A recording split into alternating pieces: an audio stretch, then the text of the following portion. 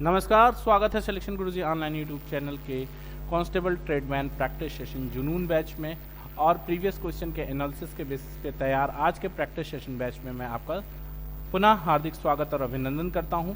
जैसा कि आपको पता है कि सिलेक्शन गुरुजी दिल्ली पुलिस, बिहार पुलिस और आने वाले उत्तर प्रदेश पुलिस को और मध्य प्रदेश की पुलिस की तैयारी के दृष्टिगत, कांस्टेबल की तैयारी के दृष्टिगत प्रीवियस क्वेश्चन के एनालिसिस के बेसिस पर वो क्वेश्चन सेलेक्ट करके आपके प्रैक्टिस के लिए लाते हैं जो एग्ज़ाम के पॉइंट ऑफ व्यू से बहुत इंपॉर्टेंट है और जिनकी प्रैक्टिस आपको एग्ज़ाम में बहुत परफेक्ट बनाएगी, आपको एग्ज़ाम में आने वाले क्वेश्चन से फेमिलियर बनाएगी। तो स्टार्ट करते हैं आज का वीडियो एक मोटिवेशनल कोट की से। असफलता तुम्हें छू भी नहीं सकती, असफलता तुम्हें छू भी नहीं सकती अगर सफलता पाने की तुम्हारी इच्छा शक्ति मजबूत है। आपने अगर जीवन में कभी असफलता के बारे में सोचा ही नहीं, समझा ही नहीं, सिर्फ अपनी सफलता के लिए काम किया है और पूरे जुनून भर काम किया है, तो आपको असफलता कभी छू भी नहीं सकती। सब मिला जुला के ये है कि कुल मिला जुला के आपको अपनी तैयारी, अपनी मेहनत पे विश्वास और भरोसा रखना है, बाकी सब बेकार है। ठीक है, स्टार्ट करते हैं आज का वीडियो। पहला क्वेश्चन है, ए अकेले 24 दिनों में एक काम के कुछ भाग को कर सकता है। ए अकेले 24 दिनों में एक काम के कुछ भाग को कर सकता है। यहाँ पे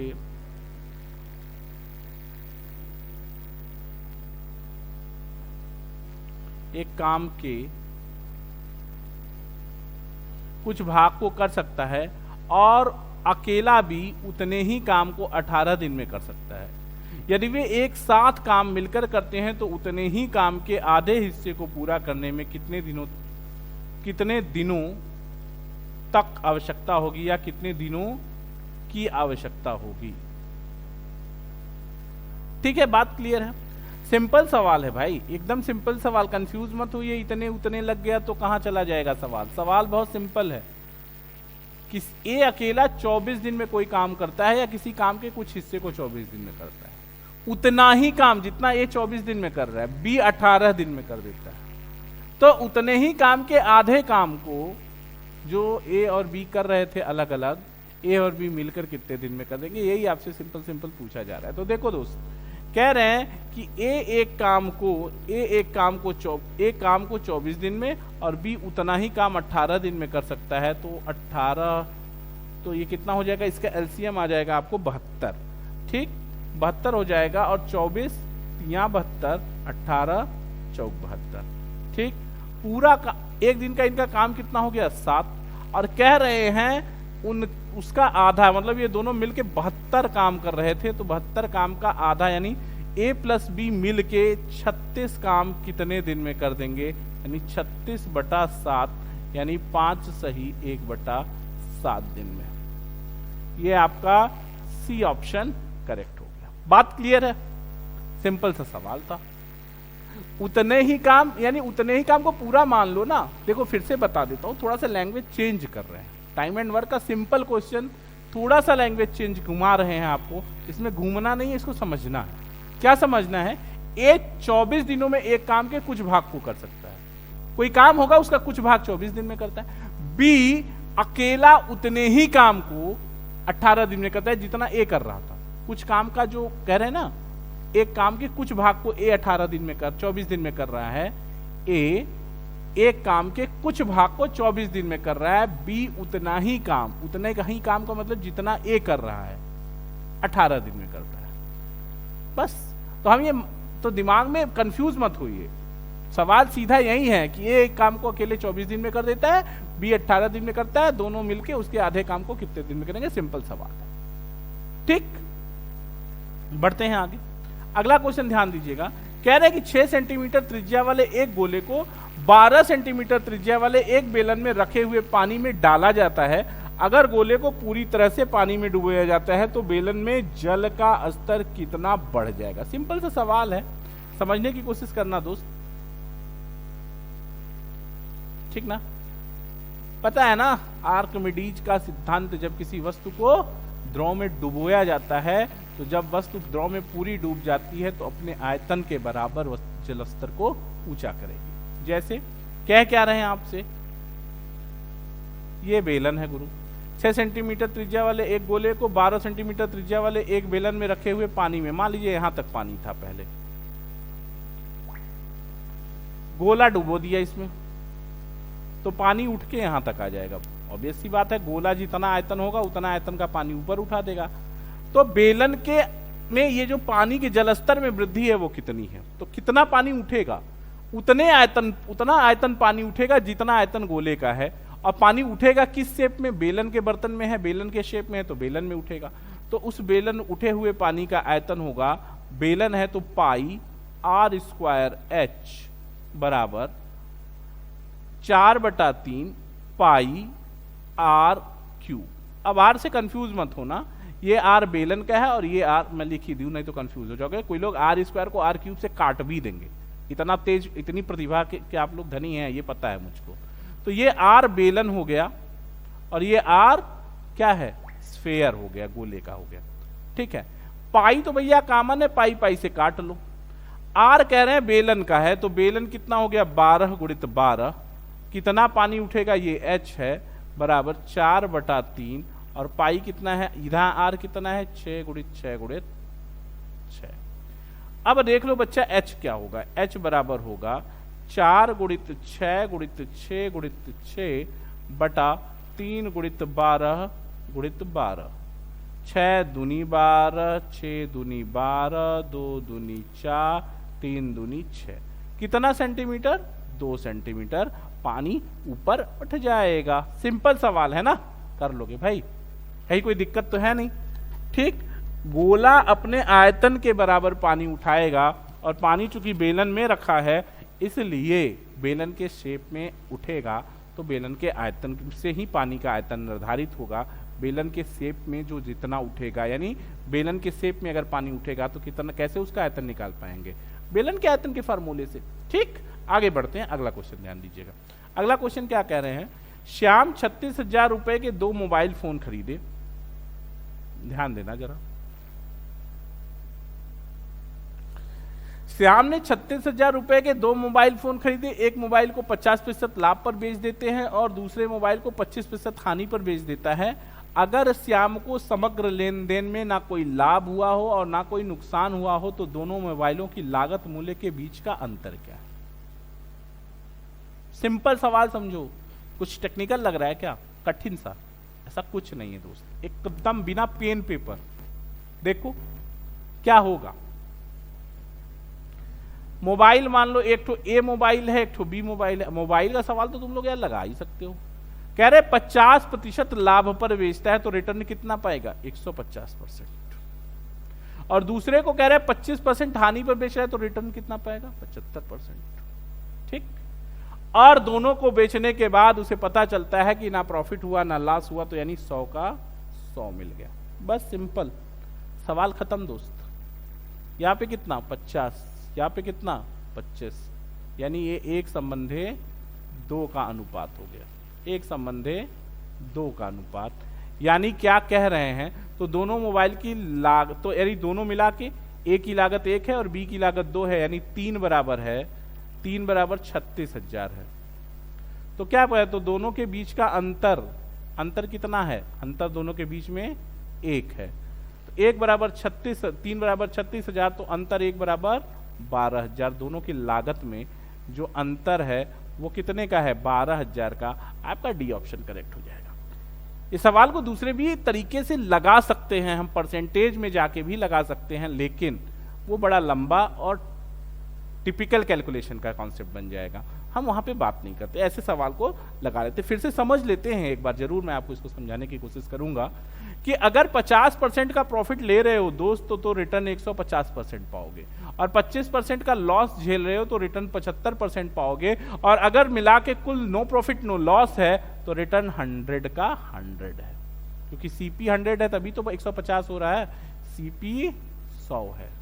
ये बॉक्स में बना लो, क्लियर बात। अगला सवाल ध्यान देना, अगले सवाल में कह रहे हैं कि दो संख्याओं का लौसा 375 और मौसा 25 है। अगर उन संख्याओं में से एक 75 है तो दूसरी छोटी संख्या और बड़ी संख्याओं के बीच का अनुपात क्या है।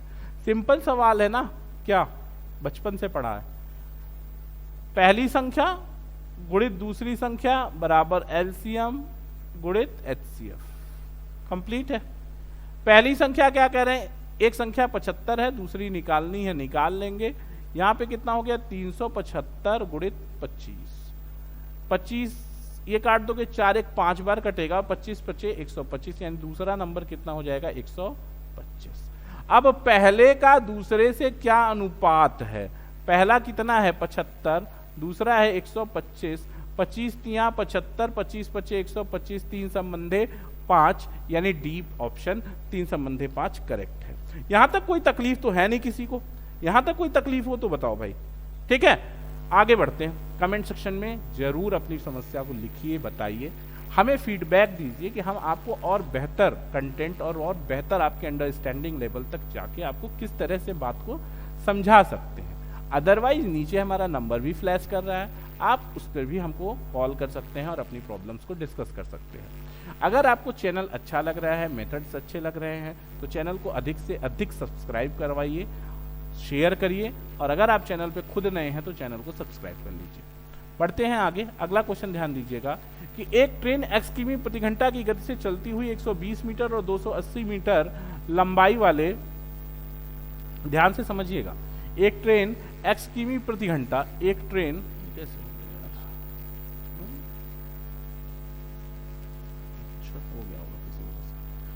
एक ट्रेन x किमी प्रति घंटा की गति से चलती हुई 120 मीटर और 280 मीटर लंबाई वाले एक प्लेटफार्म और एक पुल को क्रमशः 8 सेकंड और 12 सेकंड में पार कर जाती है। ट्रेन की लंबाई क्या है, क्या है? ठीक है दोस्त, देखो क्या मामला क्या है। x किमी प्रति घंटा है। पहले तो एक बात देखो कि चलती हुई 120 मीटर और 280 मीटर लंबाई वाले एक प्लेटफार्म और एक पुल को 8 सेकंड और 12 सेकंड, यानी ये जो 4 सेकंड का डिफरेंस है, ये 4 सेकंड के डिफरेंस किसके लिए है, 280 माइनस 120 के लिए। अगर 120 मीटर 8 सेकंड में जा रही है तो 280 जाने में कितना, 12 सेकंड। 4 सेकंड ज्यादा इसलिए ले रही है, क्यों, क्योंकि कितना ज्यादा जाना है, 60 इधर और 160। 4 सेकंड में वह ट्रेन 160 मीटर जाती है, 160 मीटर जाती है। और कह रहे हैं, क्या कह रहे हैं, तो कह रहे हैं कि 8 सेकंड में, तो 8 सेकंड में कितनी जाएगी ये बता दो हमको।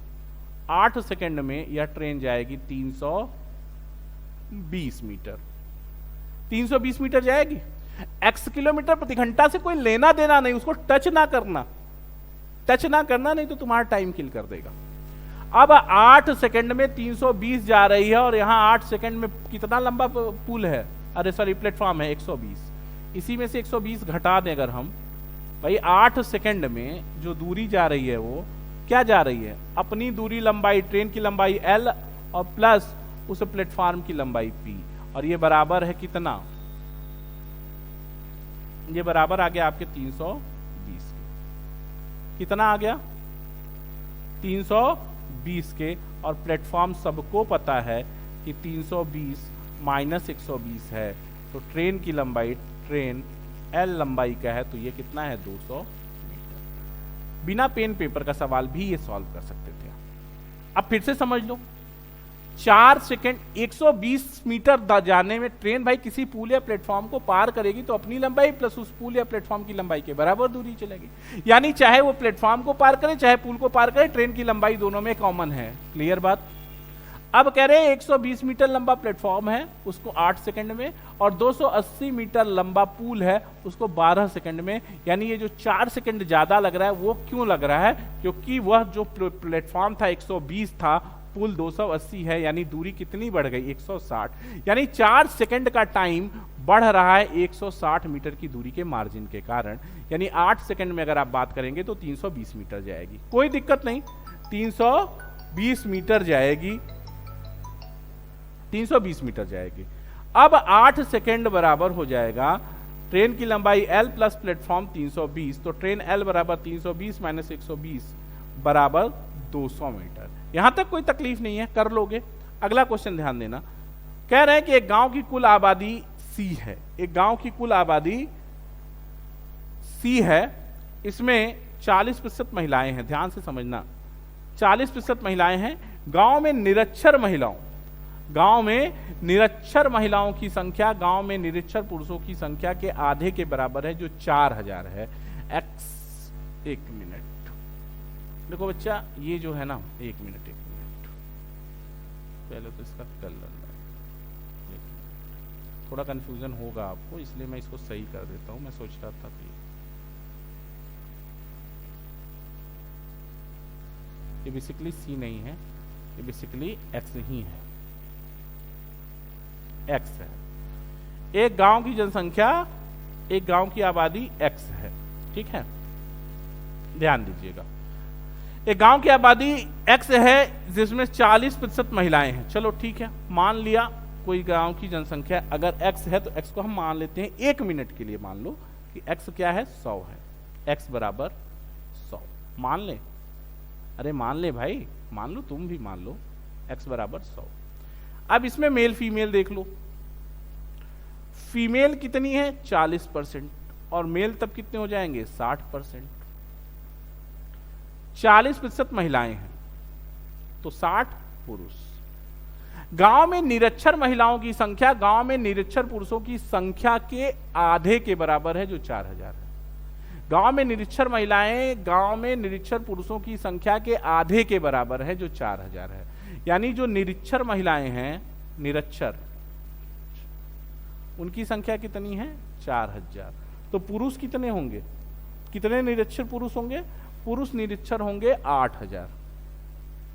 8000। यहां निरक्षर कितने होंगे 8000। कोई दिक्कत है, देख लो। गांव में निरक्षर महिलाओं की संख्या गांव में निरक्षर पुरुषों की संख्या के आधे के बराबर है, जो 4000 है।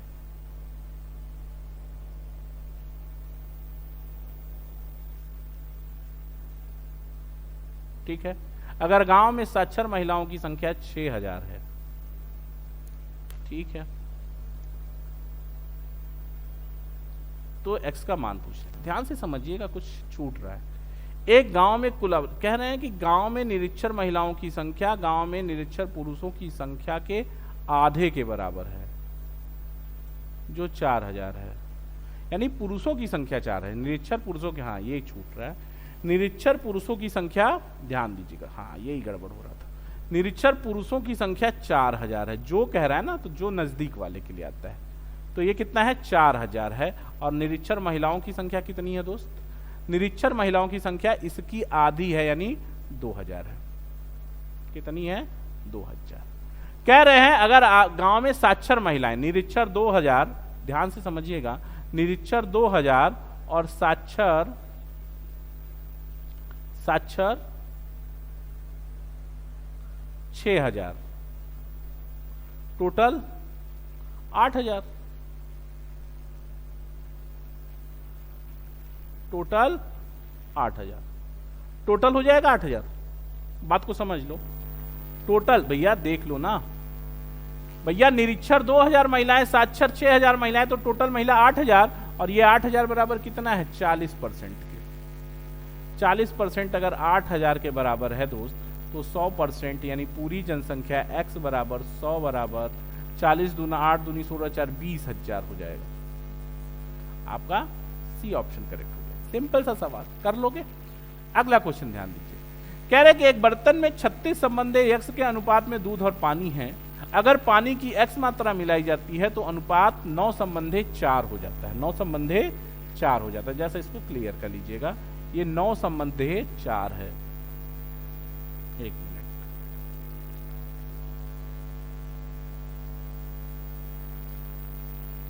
कितना है 9 संबंधे 4।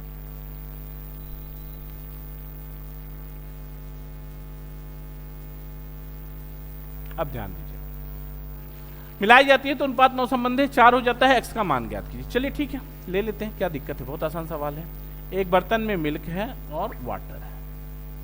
अगर x मिल्क है, सॉरी 36 मिल्क है, आई एम सॉरी, क्या है 36 मिल्क है, 36 मिल्क है और x क्या है वाटर है। यदि अगर पानी की x मात्रा मिलाई जाए, यानी x 2x हो जाएगा। अगर एक x और मिला देते हैं, ये भी x है और ये भी x, तो अनुपात क्या हो जाता है, यानी दूध कुछ नहीं मिला रहे, तो ये कितना हो जाएगा 36 और ये हो जाएगा 2x। तो अनुपात बता रहे हैं 9/4 हो जाता है, यानी 36/2x बराबर 9/4। ठीक है, इसी से काट दो तो ये 18 हो गया, और x बराबर 9 से काट दोगे ये 2 हो गया, और x की बात करोगे तो x बराबर आ जाएगा 8।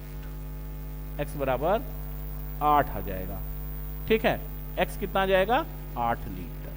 यही ऑप्शन, ये गलत टाइप हो गया है गुरु, ये ऑप्शन बना लो, या ये 18 को 8 कर लो, ये 8 लीटर, यही आपका बी ऑप्शन हो जाएगा, 8 लीटर। x का वैल्यू कितना हो गया 8 लीटर।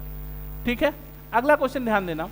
अगला क्वेश्चन करें कि ए और बी अकेले एक काम को क्रमशः 12 और 15 दिन में कर सकते हैं। ए और बी अकेले एक काम को क्रमशः 12 दिन और 15 दिन में कर सकते हैं।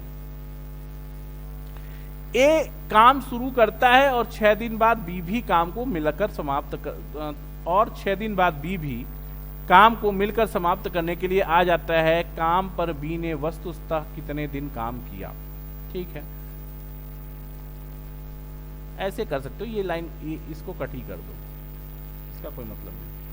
ए और बी अकेले एक काम को क्रमशः बी 12 दिन और 15 दिन में कर सकते हैं। ए 12 दिन में, बी 15 दिन में। 12-15 का एलसीएम हो जाएगा आई होप 60। हाँ 60। ए का एक दिन का काम 5, बी का एक दिन का काम 4।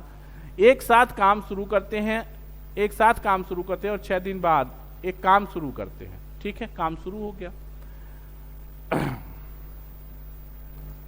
ठीक है, देख लो, ए और बी अकेले एक काम को क्रमशः 12 दिन और 15 दिन में कर सकते हैं। एक काम शुरू करता है, एक काम नहीं, ए काम शुरू करता है। ठीक है, यहाँ पे यही गलती समझ में आ रही है। ए काम शुरू करता है और 6 दिन बाद बी भी काम को मिलकर समाप्त करने के लिए आ जाता है।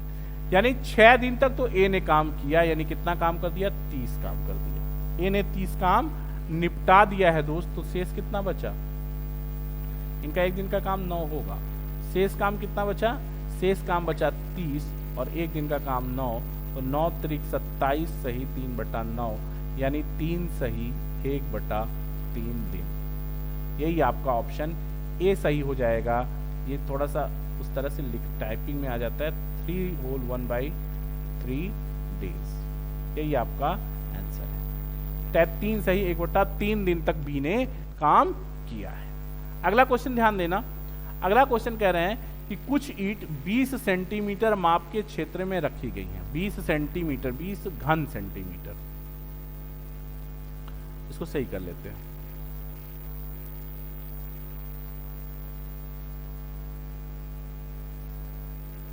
देखो,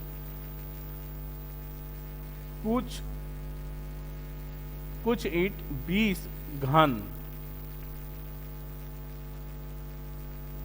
घन सेंटीमीटर माप के क्षेत्र में रखी गई हैं।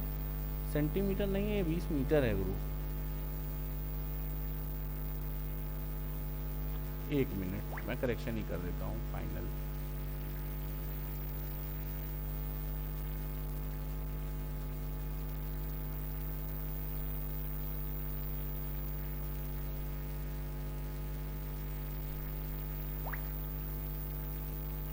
बस ठीक है।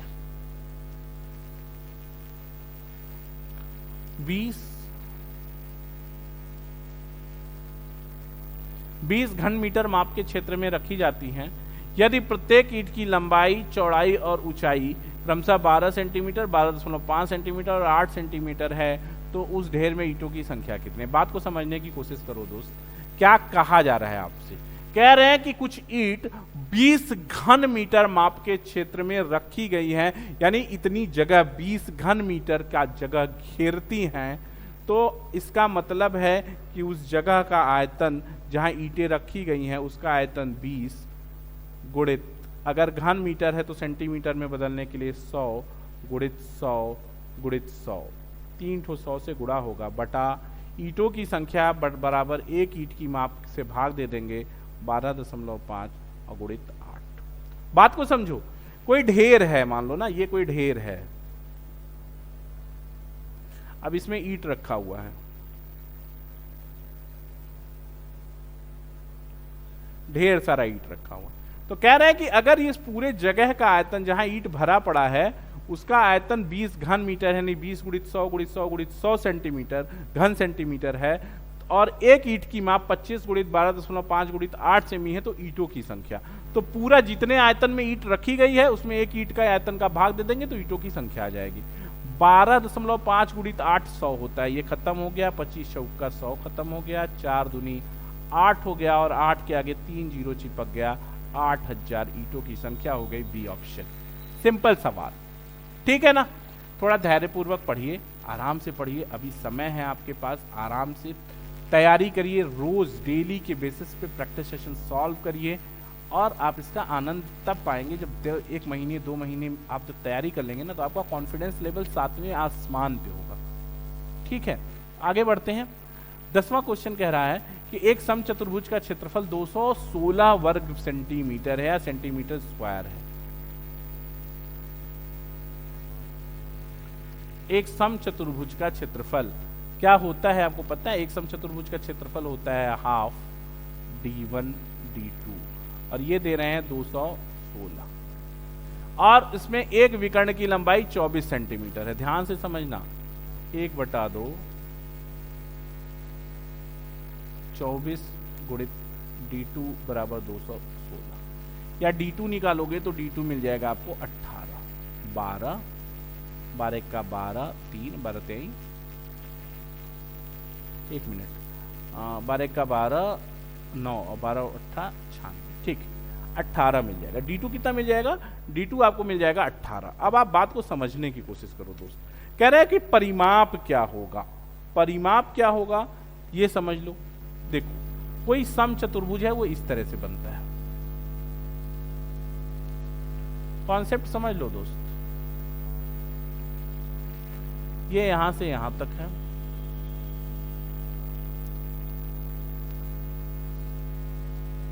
ठीक।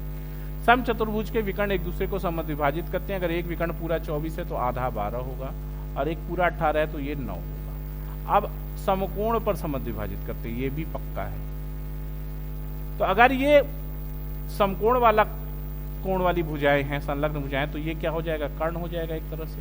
और 12 9 का ट्रिपलेट कितना हो गया? 12 बराबर 144 और 9 81 225, देख लो 144 81 5 8 4 12 और 2 25, तो ये कितना हो जाएगा? कर्ण इसका 15, यानी इसकी भुजा कितनी आ गई समचतुर्भुज की? 15। तो अगर भुजा 15 है तो परिमाप 4 गुणित 15 बराबर 60। आपका आंसर 20 हो जाएगा। यहां तक कोई तकलीफ नहीं ना, कर लोगे। अगला क्वेश्चन, इस सवाल को ध्यान दीजिएगा कि एक नाव स्थिर जल में 9 किमी प्रति घंटा की चाल से चलती है, किंतु वह उसी दूरी को धारा के विपरीत चलते हुए 3 गुने समय में तय करती है। धारा की गति क्या होगी? जब भी आपको इस परिस्थिति का सवाल मिले ना, तो पहले तो एक तरीके से सॉल्व कर लेते हैं कि अगर मान लेते हैं स्थिर जल में नाव की चाल है, तो मान लीजिए x बराबर कितना दे दिया आपको? 9 दे दिया। धारा की चाल क्या मानते हो आप? धारा की चाल y है। अगर दूरी d है तो धारा के साथ दूरी चलने में कितना समय? समय बराबर दूरी बटा चाल। धारा के साथ चाल हो जाएगी आपकी 9 + y और यहाँ पे क्या हो जाएगी? धारा की विपरीत चाल d अपान 9 - y। यहाँ 3 गुना समय लग रहा है तो इधर 3 से गुणा कर दीजिए, d से कैंसिल हो जाएगा और यहाँ से आप सॉल्व करेंगे तो y = मिलेगा आपको 4.5। ठीक है, 9 दूनी 18 बराबर ये, हाँ देख लो आ जाएगा आपको 3 तरीके 4.5। सॉल्व कर लेना, यही ई ऑप्शन आपका सही हो जाएगा। दूसरा मेरा तर्क ये है कि अगर इस तरह का सवाल आपको आता है तो हमेशा अगर जो धारा की चाल है वह नाव की स्थिर जल में नाव की चाल का आधा होगा, तभी 3 गुना समय लगेगा, तभी 3 गुना समय लगेगा। क्योंकि अगर आप समय की बात कर लें तो 1 3 तो धारा तो चाल 3 1 हो जाएगा और 3 1 4 और 3 में से 1 जाएगा तो 2, 3 1 4। हाँ ठीक है, तो आप यहां से आंसर निकालेंगे 4.5। क्लियर है? अगर सॉल्व करना चाहते तो आप कर भी लीजिए। यहां से देख लीजिए 27 - 3y = 9 + y, इधर जाएगा तो ये 4y हो जाएगा और ये 9 घटेगा तो 18 हो जाएगा। y बराबर 4 चौके 16 2 0 4 पंजे 20। ठीक है, आप अगला क्वेश्चन ध्यान दीजिए। अगले क्वेश्चन पे आइए। एक धनराशि, किसी धनराशि पर 2 वर्ष के चक्रवृद्धि ब्याज 615 है और उतनी ही अवधि का साधारण ब्याज 600 है, तो धनराशि क्या होगी? सिंपल सिंपल सवाल, आंसर बिना पेन पेपर, 6000 बिना पेन पेपर। कैसे? 2 साल का साधारण ब्याज अगर दोस्त 600 है तो 1 साल का साधारण ब्याज 300, 1 साल का साधारण ब्याज 300। चलो मान लिया कोई राशि P है, किसी दर से 1 साल में 300 ब्याज देती, तो दूसरे साल जब जाओगे तो यह राशि 300 P प्लस 300 हो जाएगी और आपको दूसरे साल ब्याज चाहिए 300 प्लस 15 तभी तो चक्रवृद्धि ब्याज 615 होगा। यानी P तो 300 दे रहा है, लेकिन दूसरे साल ये P 300 दे रहा है और ये 15 कौन दे रहा है? 300 दे रहा है। यानी 300 रुपए पर कितना ब्याज प्राप्त कर रहे हो आप? 15। यानी 100 पे कितना ब्याज प्राप्त करोगे? 5 1 साल में। यानी दर कितनी हो गई? दर हो गई 5%। अब बात समझो, 1 साल का ब्याज P का 5%, 1 साल का ब्याज 300 है, तो 5% अगर 300 है तो 100% 6000 नहीं हो जाएगा? मूलधन 6 बराबर 6000 हो जाएगा। क्लियर है ना? कर लोगे? नहीं, फिर से दिक्कत है। अगर P राशि है, 1 साल में कितना रुपया मिला? 300। दूसरे साल ये चक्रवृद्धि ब्याज में क्या होता है? पहले साल का साधारण ब्याज दूसरे साल के लिए मूलधन में जुड़ जाता है, तो P प्लस 300। अब P तो 300 पाएगा, लेकिन ये 15 कौन ले आएगा? ये 300 लाएगा, और 300 पे 15 1 साल में 5% है, तो 5 और 1 साल में पूरे राशि पर कितना ब्याज मिलता है? 300, यानी 5% बराबर 300, तो 100% बराबर 6000। अगला क्वेश्चन ध्यान दीजिएगा, सिंपल सवाल कि एक व्यापारी अंकित मूल्य पर 10% छूट देता है, 17% लाभ कमाने के लिए वह अपनी वस्तु का क्रय मूल्य कितना अधिक अंकित करे? ध्यान से समझ लीजिएगा, ध्यान से समझ लीजिएगा। एक व्यापारी, मान लो कोई व्यापारी 100 रुपए का सामान है, उसको 17% लाभ चाहिए, तो कितने में बेचेगा? 117 में।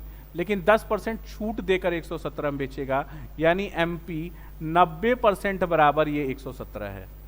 117 90% बराबर है, तो 100% बराबर कितना हो जाएगा? 130। देख लेना, यानी अंकित मूल्य कितना अधिक अंकित करना पड़ेगा? 30% अधिक अंकित करना पड़ेगा। ये आपका ए ऑप्शन यहां से सही हो जाएगा। अगला क्वेश्चन ध्यान दीजिएगा। एक बल्लेबाज, ये औसत का सवाल है और आपके लिए छोड़ रहा हूं मैं होमवर्क। आंसर आपको बता भी दूंगा, लेकिन आपके लिए ये क्वेश्चन मैं होमवर्क छोड़ रहा हूं, आप इसको कर लीजिएगा। इसका आंसर आपको आएगा 39। ठीक है, बता देता हूं, ओरल का क्वेश्चन है, मुजवानी ऐसी बता भी देता हूं। एक बल्लेबाज 12वीं पारी में 63 रन बनाता है, तदनुसार वह अपनी औसत रन संख्या में 2 की वृद्धि करता है। यानी औसत वृद्धि में कितना रन खर्च हुआ? 12 पारी में 2-2 रन बढ़ा, एवरेज में वृद्धि 2 रन औसत में बढ़ा, यानी 12 पारियों में 2-2 रन बढ़ा, यानी 24 रन उसका खर्च हो गया कहां? औसत बढ़ाने में, और टोटल 63 रन बनाया था, यानी ये 39 हो गया। यानी औसत कितना हो गया? 39।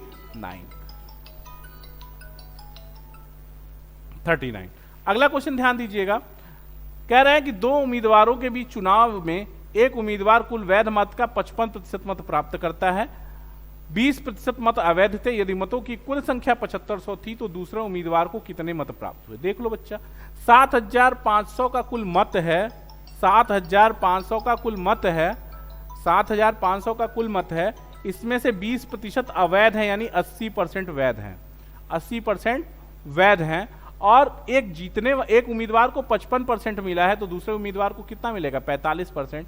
ये बराबर 00 से खत्म कर दो, 25 यहाँ 75, 25 चौका 100, 4 20 80। इसको जैसे ही आप सॉल्व कर लेंगे आपको मिल जाएगा 2700 वोट, तो दूसरे उम्मीदवार को 2700 वोट मिल गए। सिलेक्शन गुरुजी के प्रैक्टिस सेशन बैच में आज इतना ही। कल फिर मुलाकात होगी कुछ बेहतरीन शानदार सवालों के साथ, जो एग्जाम के पॉइंट ऑफ व्यू से बहुत इंपॉर्टेंट होंगे और प्रीवियस क्वेश्चंस के एनालिसिस के बेसिस पे तैयार किए गए होंगे। आज के टाइम में मध्य प्रदेश, बिहार और दिल्ली के कांस्टेबल के नोटिफिकेशंस आ चुके हैं, और यूपी का भी आवेदन बहुत जल्द आने वाला है। इस बात को ध्यान में रखते हुए आप सभी लोग तैयारी में लग जाइए और निश्चित रूप से आपको सफलता प्राप्त हो जाएगी। तो इन्हीं शुभकामनाओं के साथ आपसे आज विदा लेता हूं। कल फिर मुलाकात होगी आपसे सिलेक्शन गुरुजी पर इसी समय। तब तक के लिए जय हिंद, जय भारत।